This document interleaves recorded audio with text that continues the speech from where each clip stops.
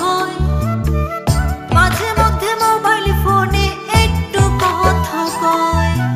আদরে সোহাগ কি জিনিস তা এখন কেবল স্মৃতি, বিদেশ গেলে দরকারটা কি বিয়ে নামের রীতি। পাথর কিনা দিলাম এবার ফিরে আসেন বাড়ি, নইলে একদিন শুনবেন ঠিকই গেছি দুনিয়া ছাড়ি।